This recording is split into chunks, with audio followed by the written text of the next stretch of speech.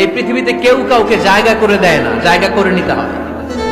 এই পৃথিবীটা the life is not a bed of roses, এটা ফুল বিছানো কোনো ফুল সজ্জা নয়, এটা কণ্ঠকাকীর্ণ। কেউ আপনার স্পেস করে দিবে না, কেউ আপনাকে সুযোগ করে দিবে না, কেউ আপনার জায়গা করে দিবে না, বরং আপনি জায়গা করে নিলে টাইনা নিচে নামাবে। কথা বলেন। এজন্য কখনো অলসতাকে স্থান দেয়া যাবে। ইসলাম শিখিয়েছে শেষ নিঃশ্বাস পর্যন্ত তোমাকে লড়ে যেতে হবে। সব সময় আল্লাহর কাছে এই দোয়াটা যেন আমরা করি, আল্লাহ কিয়ামতের দিন তুমি আমার হিসাব নিও না, আল্লাহ তুমি আমার বিচার বসিও না, আল্লাহ তুমি দয়া করে আমারে মাফ করে দিও। আল্লাহ যার বিচার করবেন ও জাহান্নামে যাবে, আর যার বিচার করবেন না সে জান্নাতে যাবে।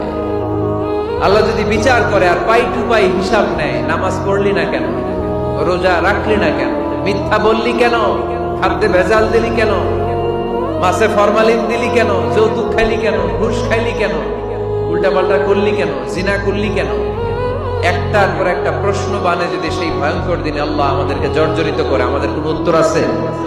সেদিন আমাদের বাঁচার কোনো উপায় আছে? তাই আমরা সবাই আল্লাহর কাছে দোয়া করবো, আল্লাহ কোনো বিচার টিচার মানি না, কোনো বিচার করতে পারবো না, দয়া করবা। কথা কয় না? তুমি কি পাপ করেছো, কি অন্যায় করেছো?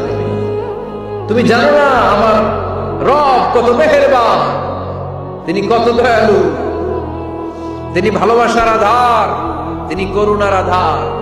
তোমার পাপ অন্যায় যদি হয় খালের পানির সমান, বিলের পানির সমান, আমার আল্লাহর দয়া সাগরের পানির সমান। তোমার পাপ আর অন্যায় যদি হয় পাহাড়ের সমান, আমার আল্লাহর ভালোবাসার দয়া হচ্ছে আকাশের সমান। যখন চাইবা আল্লাহর কাছে চাও, হাত পাত দেন কার কাছে? ওয়া ইযা ইসতাআনতা ফাসতাইন বিল্লাহ। সাহায্য যদি চাও একমাত্র কার কাছে যাবা? আমাদেরকে সাহায্য করতে পারে কে? বিপদে পড়লে উদ্ধার করতে পারে কে? কবরে মাজারে পড়ে থাকা ব্যক্তি আমাদের উদ্ধার করতে পারে? কথা বুঝতেছেন তো? সহজ না কথাটা? এতজনের কাছে যাওয়া যাবে না, এতজনের কাছে মাথা নোয়ানো যাবে না, নোয়াবো এক জায়গায়। তিনি কে?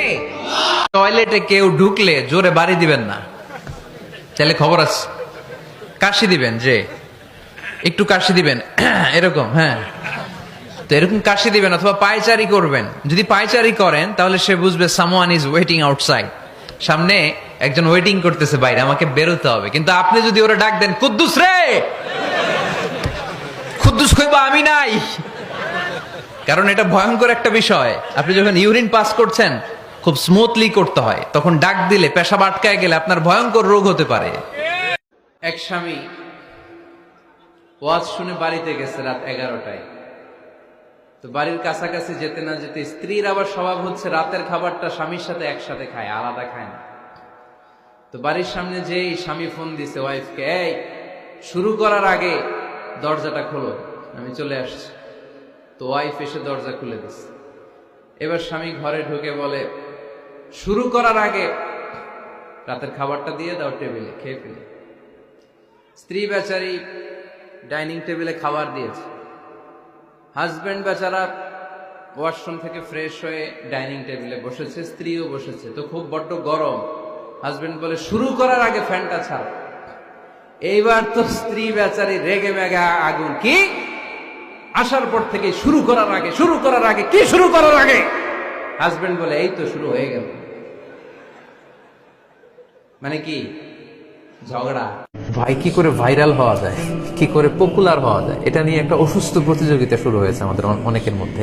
এই জমিনে অনেক বিখ্যাত লোক আছে, আসমানে তারা অখ্যাত। আর এই জমিনে অনেক অখ্যাত লোক আছে যারা আসমানে বিখ্যাত। তো আমরা যেন আসমানে বিখ্যাত হতে পারি। কোন এক কারণে সমাজের সবাই আপনাকে ভুল বুঝেছে, misunderstanding, everyone got you wrong. আসলে আপনি ঠিক ছিলেন, সবাই পরিস্থিতি সামাজিক এটা সেটা এরকম হয় না যে সবাই ভুল বুঝতেছে, আসলে আপনি ঠিকই করছেন। সবাই ভুল বুঝুক, আপনার আমল নামায় সেটা ভালো কাজ হিসেবে লেখা থাকবে, ঠিক কিনা?